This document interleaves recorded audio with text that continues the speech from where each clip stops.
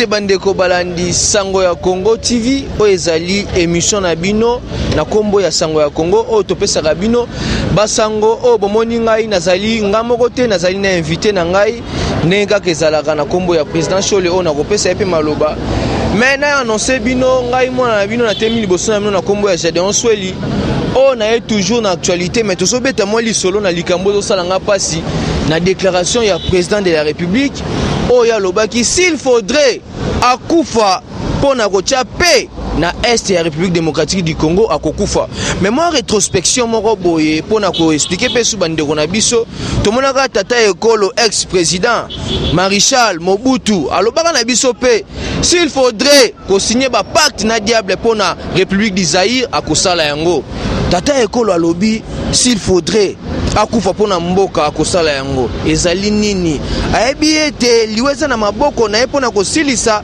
likambo oyo etali bitumba to nini pamba te bidongolo misu bazali ebele yango na lobi penda na luka mwana mboka président Chole to solo na likambo oyo ya défi oyo tata ekolo a lancé okoloba nini mwana mboka mbote nanu mbote na peuple congolais mbote batunyoso balinga président biso Félix Tshisekedi et nous sommes là derrière le président de la République jusqu'au bout. Jusqu'au bout, je parle bien, derrière le président de la République. Par rapport à l'inquiétude, il faut dire que Mobutu était dictateur, Félix Tshisekedi était démocrate. Donc c'est-à-dire Bakokanité. Mobutu avait signé le pacte avec le diable, Félix Tshisekedi a signé le pacte avec Dieu. Donc deux choses différentes. Je voulais expliquer par quoi. Là par quoi. La ligne expliquer peuple congolais boy. Arrivé à président République na Bukavu, ndenge yo zomo na place yo sala discours wana. Asali discours wana Kagame azawana. Asali discours wana Museveni azali wana. Asali discours wana témoin ya occidentaux pe américain président Kenyatta na Obasanjo ya Nigeria comme des témoins. Ba atrocité nyonso comme le peuple congolais na SAPI, auteur nango c'est le Rwanda et l'Ouganda. Alors qu'est-ce que je dois faire? Parce que la paix, la sécurité, est la priorité dans le peuple congolais à vivre la paix. Moi en tant que Félix, c'est qu'est-ce que je dois faire? Je dois amener Kabila qui est le fruit de l'AFDEL. Président de la République qui est à Bukavu pour un contrat il y a AFDEL. Nani ayena AFDEL? Laurent Désiré Kabila. Ayena AFDEL otobenga rabifle. Ayena AFDEL. Tant ayena AFDEL, ezakina ba accord. O basinaki na bato balingaki kosunga bango peuple congolais. Tango musée bandi bitumba bandi koyati a komi na Kinshasa le 17 mai 1997 après 2 jours asali prestation serment na Lubumbashi. Après quelques jours à Lubumbashi kuna ayeko kita na ville à Kinshasa. Et Tshisekedi lokola nzamba tindaye, je parle de Tshisekedi wa Mulumba parce que vous craignez la mort de Félix Tshisekedi. Na redevance na oyebiso ke no Tshisekedi Félix akufa na biloko mibale na lisasi pe na poison wana oza la ranger oza la commando. Il y a deux choses qui est scellées en Félix Tshisekedi par le Dieu tout puissant. Lisasi ekokota na nzoto na ete poisson ekokota na nzoto ba mai balobaka bo zelanga na oyebisayo zelaka sena oyebisayo pona nini Félix akufa na lisasi te. 2006 tobimi pona ko réclamer l'élection. Tout s'arrête. Oh Félix Tshisekedi, tout s'arrête. En 2006, parce que c'était prévu et c'était prévisionné que les élections devraient être organisées en 2005. Président Chole, bisonyo sotoyebi rôle ya État soki eza na crise a kolaksa force nae envers État mususu pour attirer ba intérêt nae personnel. Mais Rwanda a survivaka na biso awa. Tangu tata ekolo akoloba pona na sisa sécurité na cha pardon na cha kimia na kati ya mabe na biso soko sengi na kufa na kokufa. Est-ce que ezate po ayebi ba dongolo misu ba ko attaquer to ezaka kande baloba na ba adage to baka mwana sososo ako vimba c'est que maman na yazali na se qui est derrière le président de la République? Celui qui est derrière le président de la République c'est le peuple congolais. Peuple congolais. Sur 82 millions d'habitants, plus de 75 millions sont derrière Félix Tshisekedi. Yangwa nazoka mama mutu mo omona ndena zaboy. Nakoso pe ba combattant na biso ba komi 2023 abeso le président. C'est là on est liko lo bateke ngande na koma président. On a 3 personnes qui ont un banderole. 2023 président. Avec 100 personnes, tu seras président. Pour être président de la République, vous devez avoir la majorité populaire, comme Félix Tshisekedi. Bref, à la pour nous, sommes à battre, on s'est été. N'a pas eu ça, on a combattant, bon comme en 2023, à Bécho, le président de la République. Et lui, qu'on a combattu Félix en 2023. Pour la combattre Félix Tshisekedi en 2023, et Senghel Inaz a plus de 60 millions d'habitants. Or que plus de 70 millions sont derrière Félix Tshisekedi. Même dans la ville qui cuit au balinga, même le tribalisme, pas quand la Martin Fayou. Je ne sais pas si Martin Fayou, qu'on a balbu, oh, Bala Nabiso va commencer à Yofele. Adolphe Mouzito a même la tribalisme avec un sujet sénégalais qu'on ne connaissait pas. Parce que même dans la ville qui cuit, même dans la ville à Bandung. Pour la rotation que moi je suis de Bandung, la province de Bandung a des grandes villes. La ville de Kikwit et la ville de Bandung. Vous voyez mon frère. Balobi que ces 2 grandes villes jouent au Zoa Martin Fayou, Adolphe Mouzito, Tobamba Mabanga, pour la gratuité enseignement. Et Félix Tshisekedi en qualité chef de l'État, ce qui va naître, alors l'année prochaine, ça sera même l'humanité. Si on tient l'humanité, et qu'on se soucie la bâtonne de peuple congolais, papa journaliste, Makamon en a le Belagayo et Outra en a motema. Personne n'est derrière Félix Tshisekedi en dehors du peuple congolais. Il n'est que derrière Félix Tshisekedi, c'est le peuple congolais. Vous tuez le président Félix Tshisekedi, c'est-à-dire vous allez tuer tous les Congolais. Les lois le Komoko. La communauté internationale ne croyait pas à la paix après les élections. La communauté internationale pensait que les élections de 2018 étaient chaotiques. France a mis déjà batunaï. Na ba télévision landa ki ba américain ba sengi batuna bango ba kende même na ba Brazzaville. Na Gabon to moni présence ya ba militaire américain pona lobake en cas chaos. Toki tana Kinshasa. Tina Brazzaville. Ba muso ba traverser ba côté tina Congo pona lobake ba terroriste ba buki ambassade des États-Unis. Ba risque ba tini ba militaire tina Centrafrique. Congo est encerclé pour la guerre. Pour la guerre, il faut que Félix Tshisekedi n'abima président de la République.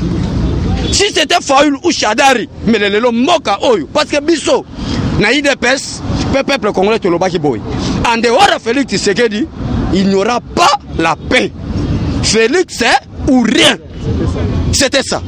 Vous proclamez Fayoul, vous proclamez peuple congolais. C'est lui qui a voté. Et quand on parle de l'IDPS, aujourd'hui, le peuple nous sommes derrière parti politique. Il ne faut pas que ça la makamalokuta. Peuple nous sommes derrière parti politique. Le peuple a sans traité. Peuple nous sommes en vision derrière un parti politique. Et la majorité du peuple congolais sont derrière l'IDPS. Ça, je vous dis la vérité. Maintenant, biso tolobi que soit Félix abimite to kopela moto. Baris batini ba militaire na Centrafrique na Ucholoba. Ba américain batini ba militaire na Gabon ba musuba kiti na Brazzaville. Ba musuba koti na Kinshasa. Bazo c'est là après chaos ya élection il y a 2018. Donc si ceux qui Félix abimate pas Congo est ingouvernable. Pour prouver que la mort de Tiens Tshisekedi wa Mulumba c'est pour ramener la paix au Congo. Donc si à cause de la mort de Tiens Tshisekedi et vous proclamez encore que Félix Tshisekedi n'était pas élu, mon cher, Olingo regrettait pourquoi on a voté ma Congolais. Et Nzamba a tali biloko nyosobi non. Peuple o alelita moulai. Moumele la lissus à côté l'ende nanga pour nanga zagi na candidat nae. C'était Chadari. Kolanda Fayoul n'était pas préparé pour gérer. Fayoul n'était pas préparé pour les élections. Fayoul a été préparé pour saboter les élections, ba kende na dialogue, ba dribbler IDPS. C'est lui qui a été préparé pour gagner les élections, c'était Félix Tshisekedi. Moi-même, j'étais le superviseur des élections à Mumbele. Et bah combattant sur mon pomme qui n'a pas sauté, on a toi parma de bout dans 10e rue. Baloba abesso le cause mutabandu to contribuer 1000 ba fouter la ngapi. Na kenda tina bandundu fil. Mais le long la regrettaka. Osomo na batala muka bazura ba résultat na bandundu. Fayoul a gagné qui. Je vous dis avec la confirmation mon frère que Bandundu a des grandes villes qui quittent et Bandundu ville. Qui quitte Mouta gagné Félix Tshisekedi Martin Fayoul. Félix a bimina 48% et Martin Fayoul a bimina 50%. Je vous dis la vérité. Na Bandundu ville, Félix Tshisekedi a bimina 80%. Martin Fayoul a bimina 12%. Bon, nana gagné. Donc pour la réaction nini, balinga ba mema N. Balinga ba mema N. N tribal. Na sali no be monsieur beloso mona makole ku katana. C'est inacceptable mon frère, c'est inacceptable. Makamo yozo mona olelo. Toleki na combien de régimes? Toleki na régime à papa Kassavo. Toleki na régime à papa Mobutu. Toleki na régime à papa Bifle Rola Désiré Kabila. na Joseph Kabila. Des confusionnistes, rien n'est marché. Rien n'est marché. Et le Congo est dans la scène internationale. Peuple congolais. Yoti ozalaki libanda mo ozo kanisa ke Congo oyo balobelango na Nations Unies baza lobelango te. Elle va traiter de dossier à pays africains. On avait oublié le Congo. Mutation ici Congo na table de négociation, il y a des décideurs à monde, c'est Félix Tshisekedi. Amen. Alors pourquoi vous avez oublié le Congo? Preuve à l'appui pour moi que IDPS babela malaria te balobaba chose avec des appuis. Le secrétaire général il y a Nations Unies hier. Après avoir écouté le président Félix Tshisekedi, il a déclaré quoi? Que maintenant il y a de l'espoir pour le Congo et le peuple congolais. Amen. C'est-à-dire en dehors de Félix Tshisekedi, il n'y avait pas l'espoir. L'espoir est venu avec Félix Tshisekedi, Tshilombo. Yango moi toloba ngona minu na kanda que vous blaquez avec Félix Tshisekedi pour rencontrer biso na nzela na yo. Amen. Na moment où constitution et République démocratique du Congo mon frère. Et lobby l'article 43 que l'éducation de base est gratuite. Où était le comité laïque pour marcher à la conformité de l'article 43 de la Constitution? Où était le comité laïque? Parce que la gratuité de l'enseignement n'est pas une innovation ou une créativité du président Félix Tshisekedi. Mais c'est un droit constitutionnel à son article 43. Kabila n'a pas appliqué ça. Où était le comité laïque? Le comité laïque, les dossiers de Maboko, il y a procureur général, besoin d'intimider le peuple congolais, Koloba était au marché le 19. En d'autres termes, to boma institution babengi cour et tribunal to comme ça comité laïque na place cour et tribunal toi. Ya moi na profiter na occasion na yo. Na koyebisa les représentants comité laïque na basangwa Congo. Vous osez marcher le 19 pas, ça ne sera plus marche mais ça sera guerre civile. Le peuple congolais avec l'église catholique. Président Cholé, oui, comme une menace, Pambate, Libeko Likundi Amboka, dans l'article 5, et ce tout Congolais a le droit de marcher. Merci beaucoup, mon frère. Nous avons une constitution. Et on ne peut pas parler de la constitution, ça c'était le nom des combattants. Parce que cette constitution-là que vous évoquez, c'est notre président, Etienne Tshisekedi wa Mulumba. Oui.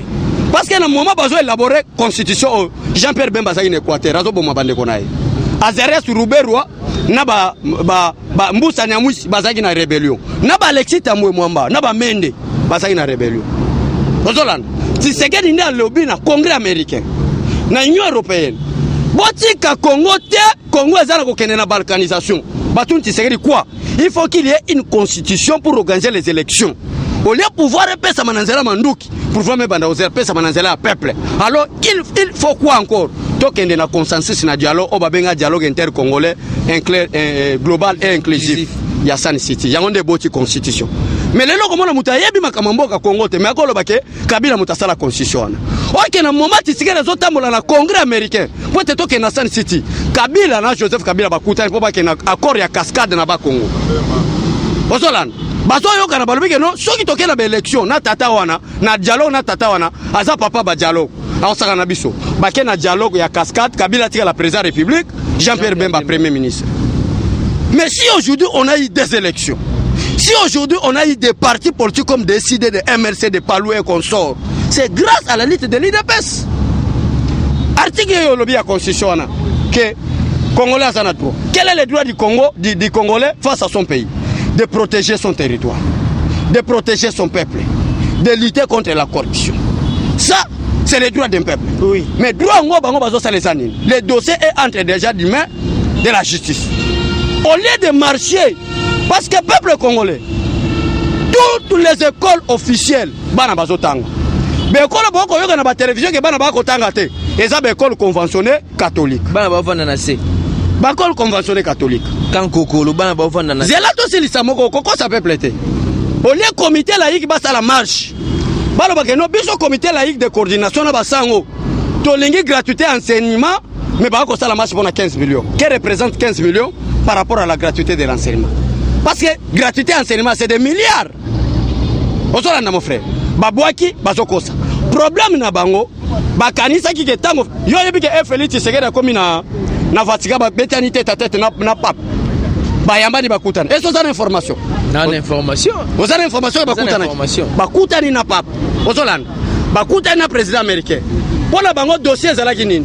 dossier ezalaki ke tango président Félix akoma na États-Unis bakutana Donald Trump te bango bakemona Donald Trump balo ba crise eza baluki Félix Tshisekedi na crise électorale bazuete baluki na crise politique bazuete yango bakosa la marche contre la lutte contre la corruption. Mais quand est-ce que bakosa la marche pour l'applicabilité de l'article 43? Cher Sango tala nano des Grecs ndoki bato bazalango pona oyebso que Félix Tshisekedi c'est l'envoyé de Dieu. Ambongo a refusé de participer à la prestation et à serment de Félix Tshisekedi. Il y a solo. Ambongo. Il y a solo. Ce qui Félix a lobaté à cause d'une bonne éducation. Mais laissez-nous la-bas expliquer les peuples. Mais pour prouver que Félix Tshisekedi est l'envoyé de Dieu, il a l'amour à lui, pas la haine à l'Andi Ambongo. Les mêmes Ambongo qui Félix Tshisekedi, les mêmes Ambongo appellent cette invitation à l'État. Mais c'est le président. Pour que nous allons honorer, nous allons créer comme cardinal. L'invitation est là. Président Kouaki Koboya Tindata, délégué naé, mais accueilli. Félix est l'envoyé de Dieu. Il n'a pas de haine envers l'église catholique. Mais il y a quelques abbés, il y a quelques comités laïcs, qui ont demandé haine pour la crise politique. Abbé Cholé, TV Zali Penangonga, tout comme appelle cité. Question par rapport à la déclaration ya mwana mboka Franck Idiongo Chamba o ya lobby na mboka soki baboto ebino mabele bokomi be esclave mais asengi na bayi mboka na bayi politique to benga na nyoka o akoti na kati ya ndaku après biso tokoya kondongwana okoloba boni to benga na déjà nyoka kala nyoka ezali Kabila na ba régime na ye to benga na déjà nyoka maintenant zande bango Baya Kokota na vision chef de l'État. Papa journaliste. Depuis le Congo et Congo, Oyoga déjà que Moutoutel a mis porte-parole de l'opposition. Le président de la République à travers le communiqué de presse. Ayebisi opposant. Ayebisi bango boy. Bo kende bo sangana. Bo bimiselanga i porte-parole de l'opposition. Ba Franck Diongo, ba Martin Fayol, ba Adolphe Muzitu, ba Jean-Pierre Bemba, ba Moïse Katumbi, ba sangana. Babi sa porte-parole de l'opposition. Franck Diongo a soutenu le président de la République. Les soutiens du président de la République, ils ont peuple nyons. Mouton nyons sont bien peuple. Ils ont le droit de sécuriser le président. Donc, papa n'a pas bisa boye. Franck Diongo et Sengela Yebake, serpa o ezako kota na mboka to bengani. Serpa za soutien. C'est lui qui est le président de la République, c'est Félix Tshisekedi Tshilombo. Point. Abeso le longola mo population ko banga par rapport ya président Makambo Lobaki ya liwa. Longola mo ko banga pour que sa population ni poto komdia na suka. C'est lui qui a reçu la vision de Dieu pour sauver son peuple. Ataka ke betami likolo na mutu nae akufate. Ça, je vous dis la vérité. Félix Tshisekedi a une mission. Même les pasteurs, il y a des pays limitrophes pour sauver l'Afrique et le monde. Voici l'homme, c'est Félix Tshisekedi. Et Moutou Azane Loko Nzambe, pour nous bongi sa peuple naïe. Ata man, ata train et tout y est. Akufate. Donc, au Banganayo, déclaration à président Félix c'était à lobby naïe pour nous assurer bateau bazalaki wana que lui il veut la paix, il veut la sécurité. Félix Tshisekedi a plus de 20 ans pour gérer ce pays. Je bénis le peuple congolais, je bénis mon président au nom du Seigneur Jésus-Christ. Amen. Na IDPS banda Félix Tshisekedi jusqu'au combattant. Mutu mususu te akokufaka pour mboka oyo.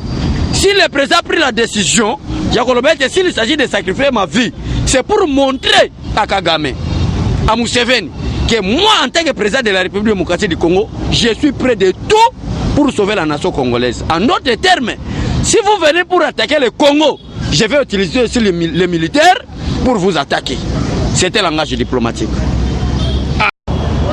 Merci président Cholé na ko répondre na émission na invitation na biso et émission na biso to bengaka basango ya Congo tozalaka wana toujours pour na kopesa basango. Je dirais un grand merci na Wilfried O'Brien, celle qui était derrière la caméra pour na komisa biso bilili ya kitoko boye. To koyebisa baimboka nyonso bayi politique yo azaki liboso na bino pour na koyebisa bino bo banga eloko te bo soutenir président de la République pambate ye azali symbole ya unité. Botala courage, botala défi président de la République a tomboli liboso ya badongolo misu o bazalaka balingaka makila etanga pona Congo to soutenir président de la République to ke liboso to zola ini to kutana mikolo o ezali koya. Bye bye. Plus 243 82 0320 142 plus 243 82 0320 142.